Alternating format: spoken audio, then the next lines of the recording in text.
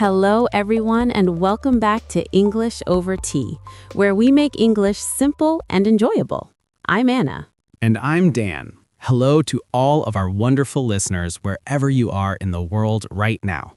So, Dan, I have a very important question to start our conversation today.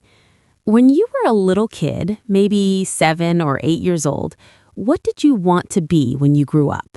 Oh, that is an easy question. I wanted to be a professional guitar player in a massive rock band. I wanted to be a global rock star. Really? A rock star? Dan, I have known you for a long time, and I have never, not even once, seen you play a guitar. That is because I do not know how to play the guitar, Anna. Not a single chord. Wait, what? You wanted to be a famous musician, but you never actually learned to play the instrument? Hey, I said it was a dream. I didn't say it was a practical plan. The dream was playing on a huge stage, wearing cool leather jackets and having thousands of people screaming my name. The practicing part, well, I skipped that part entirely. It seemed like too much hard work. That is actually hilarious, but it is also the perfect introduction to our topic today. Because today we are talking about dreams and goals. We are going to teach you how to talk about the things you want for your future in English. Yes, this is a topic that comes up a lot when you meet new people or when you are catching up with old friends. People love asking, "What are your plans?" or "What are you working on these days?" And if you don't have the right words, it can be hard to explain what's in your head. Exactly. And it is so important to have the right vocabulary so you can share your ideas clearly. Let's start with the absolute basics. Dan, you just gave us a great example of a dream, but what is the difference between a dream and a goal? That is a great question because people often confuse the two. A dream is something you imagine. It's something you wish for. It can be very big, very distant, and maybe even a little bit unrealistic. Just like my rock star dream. You imagine the feeling of it, but you don't necessarily have a map to get there. Right. Dreams are beautiful because they give us hope and inspiration. But a goal is very different. A goal is something specific that you actually plan to achieve. It has steps. It requires action. Exactly. If you say, "My dream is to speak perfect English," that is wonderful. It shows your desire. But if you say, "My goal is to learn 10 new English words every day," that's a specific plan. You know exactly what you need to do when you wake up in the morning. I love that example. We also have a great verb that we use with goals. In English, we don't just have a goal. We usually set a goal. Set a goal. Yes, just set a goal means to decide what you want to achieve and to make a firm decision to work towards it. For example, in January, I set a goal to read one book every single month this year. Oh, really? That is a fantastic goal. How is that going for you, Dan? Well, it's almost March, and I'm currently on page 15 of my first book, so to be honest, it's not going great. My sofa and my Netflix account keep distracting me. At least you're honest. So, reading a book a month is a good example of a short-term goal. When we talk about our plans, we often divide them by time. Yes, short-term and long-term. A short-term goal is something you want to do soon, maybe this week, this month, or this year. Passing a test next week is a short-term goal. Saving a little money for a holiday this summer is a short-term goal. And a long-term goal means far in the future, 5 years, 10 years, or even longer. For an English learner, a long-term goal might be moving to an English-speaking country to work, or feeling completely confident doing business in English. It takes a lot of time and patience. There's another word we should talk about, ambition. Oh, ambition is a strong word. Ambition is a strong desire to achieve something, usually power, wealth, or status. If someone is ambitious, they work hard to get to the top. Yes, you might say she has a lot of ambition. She wants to be the CEO of the company one day. Being ambitious is usually seen as a positive thing in the workplace, but it requires a lot of energy. It really does. Now, I want to talk about something a little more fun than corporate ambition. Have you ever heard the phrase bucket list, Dan? A bucket list. Yes, I love this phrase. I actually have a bucket list saved in the Notes app on my phone. For our listeners who might not know, a bucket list is a list of all the things you want to do, see, or experience in your life before you die. It comes from the English idiom to kick the bucket, which is a casual, slightly dark way of saying to die. So the bucket list is what you want to do before that happens. It sounds a bit dramatic when you explain it like that, but it's actually a very positive thing. It's full of exciting life goals. So tell us, Dan, what is on your bucket list? Well, I want to see the northern lights in Iceland, I want to visit Tokyo and eat authentic sushi, and I want to eat an entire family-sized pizza by myself without feeling guilty. I'm pretty sure you've already achieved that last one, Dan, multiple times. Maybe, but I still felt guilty afterwards. The goal is the no guilt part. Okay. Eating pizza without guilt is a noble goal, Dan. But let's move from the bucket list to the reality of making things happen. How do we actually reach these goals? That is the hard part, isn't it? Dreaming is easy. Waking up and doing the hard work every single day is the real challenge. Exactly. And to talk about doing the work, we have a really excellent verb in English, to pursue, P-U-R-S-U-E. To pursue a dream or to pursue a goal. Right. When you pursue something, you follow it, you try to catch it, you put time, energy, and focus into making it real. For example, you might say she decided to pursue a career in medicine. It means she is actively studying, taking exams, and working hard to become a doctor. We also use the phrase to chase a dream. Chase means to run after something, like a dog chasing a ball. When you chase your dreams, you are running after them with a lot of energy and passion. You are not just sitting on your sofa and waiting for them to come to you. I love that image of running after it. But Dan, let's be honest, chasing a dream is not always comfortable, is it? Not at all. In fact, if you want to achieve something new or something difficult, you usually have to step out of your comfort zone. Oh, that is such an important English phrase, the comfort zone. How would you explain that to our listeners, Dan? Well, think about your absolute favorite place in your house. Maybe it is your bed, or my personal favorite, the sofa. It is warm, it is safe, and nothing scary or difficult ever happens there. That is your physical comfort zone. But in life, your comfort zone is the set of activities and routines that you are used to doing. It is the things that do not make you feel nervous, anxious, or stressed. For example, talking to your best friend in your native language is in your comfort zone. Exactly, it's easy. But if you want to grow or learn or achieve a really big goal, you have to leave that safe space. You have to do things that make you feel a little bit scared or awkward.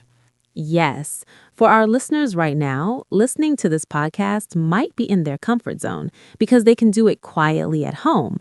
But joining an English conversation club and speaking to strangers or taking an English job interview, that is stepping out of your comfort zone. Stepping out of your comfort zone is where the magic happens, but it requires a lot of motivation. Sometimes the goal feels so far away and you lose that motivation. You forget why you started. That is very true. So how do we keep that motivation high? Have you ever tried making a vision board, Dan? A vision board. I've heard people talk about this, but I've never actually made one. Is it like a poster for your life? Yes, exactly.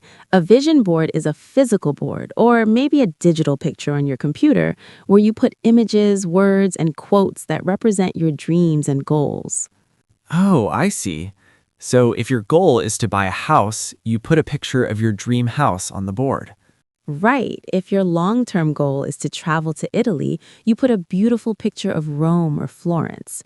The idea is that you look at this board every single day. Visualizing your goals helps keep them fresh in your mind. It reminds you why you're stepping out of your comfort zone. I feel like if I made a vision board, it would just be pictures of different pizzas and maybe a really nice, expensive sofa. Dan, you need bigger goals.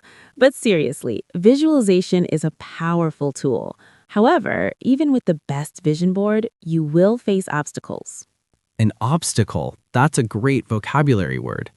An obstacle is something that blocks your path, something that gets in your way and makes it difficult to reach your goal.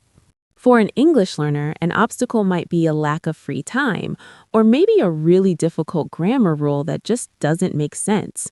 When we hit an obstacle, it is very common to feel frustrated, and when we feel frustrated, we often want to give up. To give up, that is a phrasal verb everyone learning English should know. To give up means to stop trying, to say, this is too hard, I'm not going to do this anymore. Have you ever given up on a goal, Dan? Oh, many times. I once set a goal to learn how to bake my own bread. I bought all the flour, the yeast, the special baking pans. The first bread I made was as hard as a rock.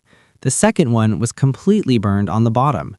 After the third try, I hit an obstacle. I realized I'm a terrible baker, and I gave up. Now I just go to the bakery. See, baking is hard, but for the important goals, the big dreams, we cannot give up.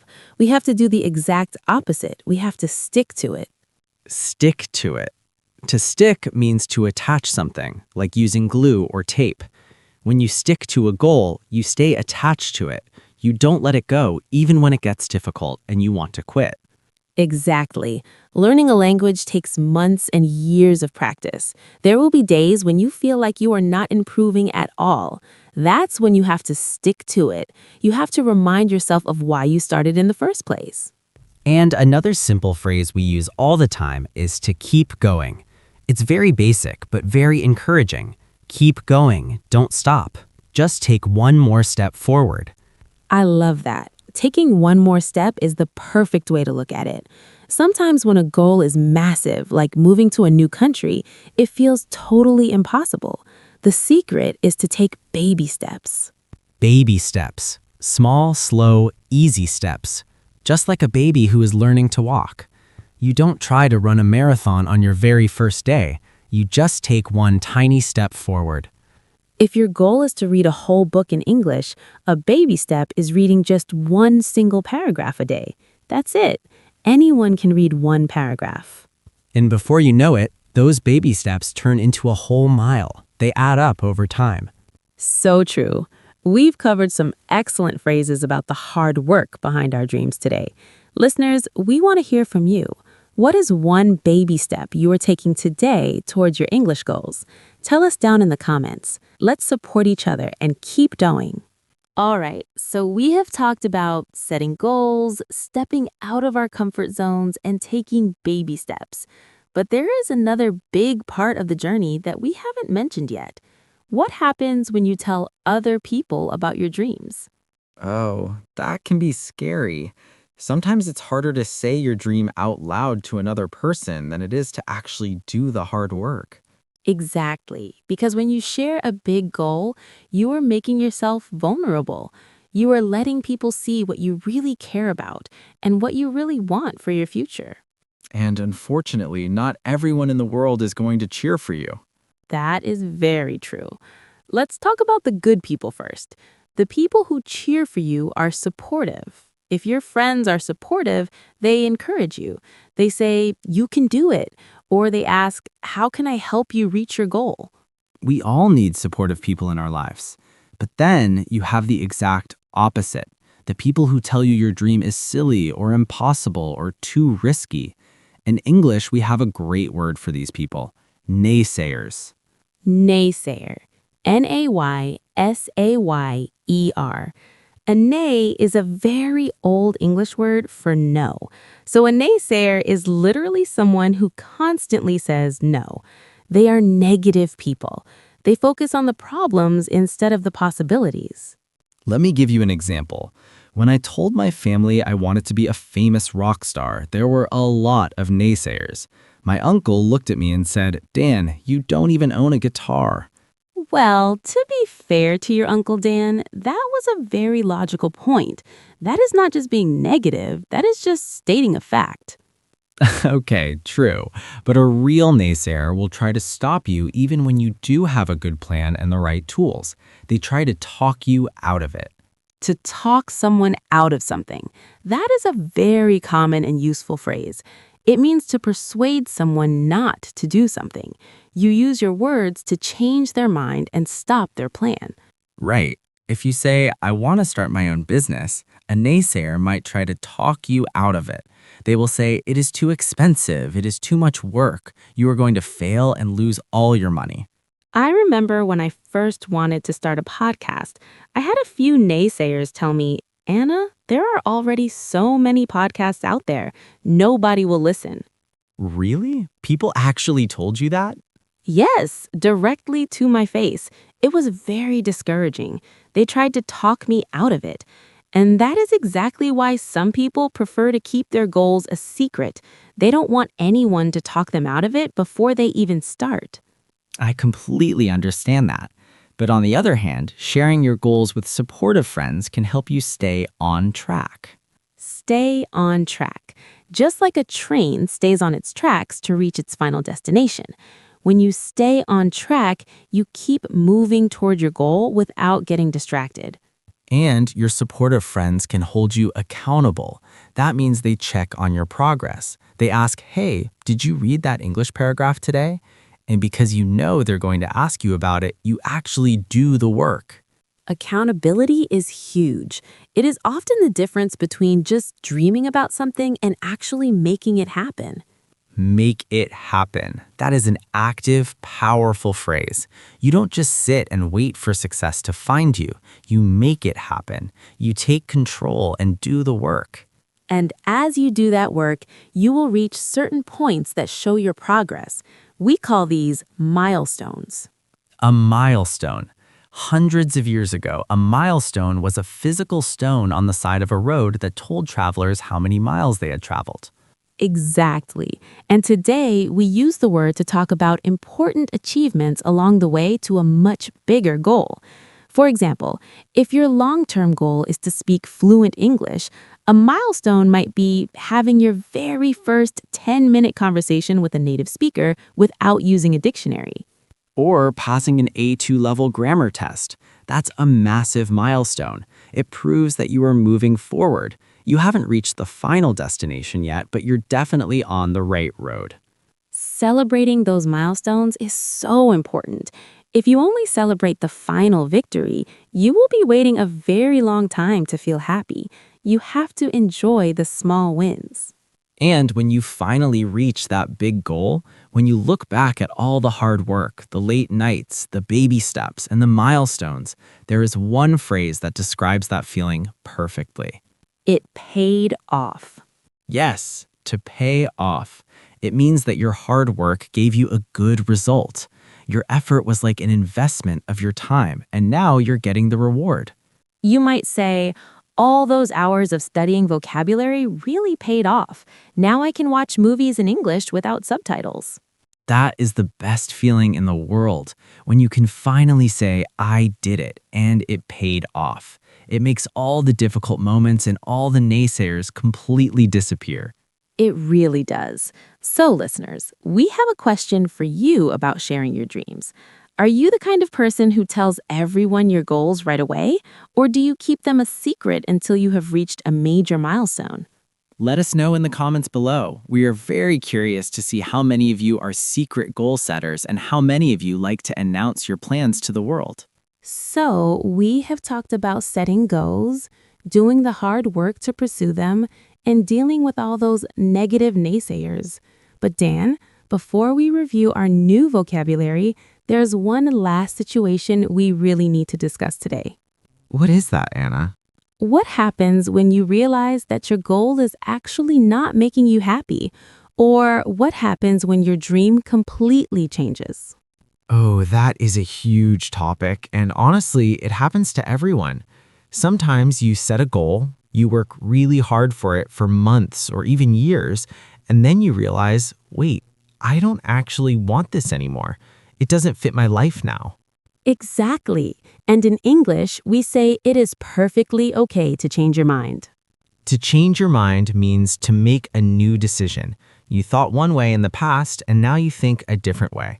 It is not failing. It is just choosing a different path because you have learned something new about yourself. I think people feel a lot of guilt when they change their minds. If they give up on a long-term goal, they feel like they wasted their time and energy. But no experience is ever wasted. You always learn something. Let's go back to my rock star dream. I didn't become a famous musician. I changed my mind. I realized I actually enjoy sleeping in my own comfortable bed, having a quiet life, and making fun English podcasts with you, Anna. And I am very glad you changed your mind, Dan.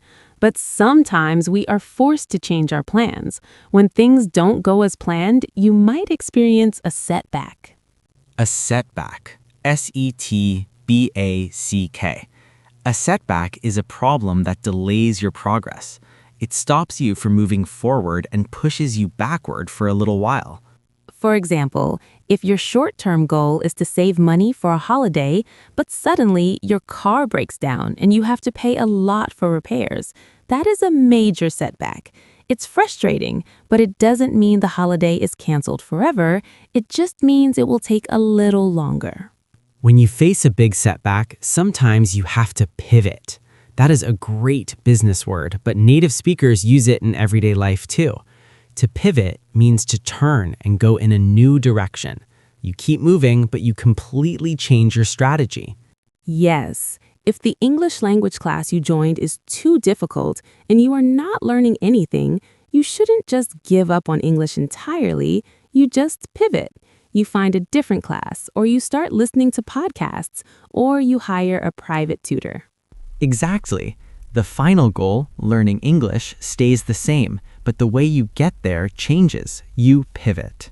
That is such a positive way to look at it. Okay, Dan, we have shared so many amazing words and phrases today. Let's do a complete review for our listeners so they can remember everything we talked about. Sounds like a great plan. Let's start from the very beginning. First, we had dream versus goal. A dream is something you imagine and wish for, but a goal is a specific plan with actionable steps. And to start that plan, you have to set a goal. That means you make a firm decision to achieve something. We talked about a short-term goal, which is something you want to do soon, like this week or this month, and a long-term goal, which is far in the future, like 5 or 10 years from now. Then we mentioned the bucket list, a list of all the exciting things you want to do, see, or experience in your lifetime before you pass away. Next, we had the verb to pursue. To pursue a dream means to actively follow it and work hard to make it real. You can also say you are chasing a dream. But to do that, you have to step out of your comfort zone. That is the safe, easy place where you feel no stress. You must leave it to grow. To keep your motivation high, you can make a vision board, a collection of pictures and quotes that remind you of your future plans. Of course, you will face an obstacle, which is a problem that blocks your path. When you hit an obstacle, do not give up. Do not stop trying. Instead, you must stick to it. Keep going, even when it's hard. And the best way to keep going is to take baby steps, small, slow, easy actions that move you forward one tiny bit at a time. When you share your goals, look for supportive friends who encourage you. Try to ignore the naysayers, the negative people who try to talk you out of it. If you have good support, it's easier to stay on track and keep moving towards your destination. Along the way, celebrate your milestones. Those are the important, measurable achievements that show your progress. When you reach the end, you can proudly say it paid off. Your hard work gave you a great result. And if things go wrong, remember it's just a setback. You can always change your mind or pivot to a brand new path. Wow, that is a lot of fantastic English vocabulary. Our listeners are going to sound so natural when they talk about their futures now. I couldn't agree more, and we really want to hear about those futures. What's your biggest goal right now? Write it in the comments in English. Even one sentence is great practice. For example, my goal is to finally travel to Japan next year. See? Simple and natural. And if you enjoyed this episode, please subscribe to English Over Tea. And give us a like. Share this with a friend who needs a little motivation to chase their big dreams today. Thank you so much for being here today, everyone. Keep practicing, keep exploring, and remember that taking just one baby step today is enough. We'll see you in the next episode. Bye, everyone. Goodbye, and keep chasing those goals.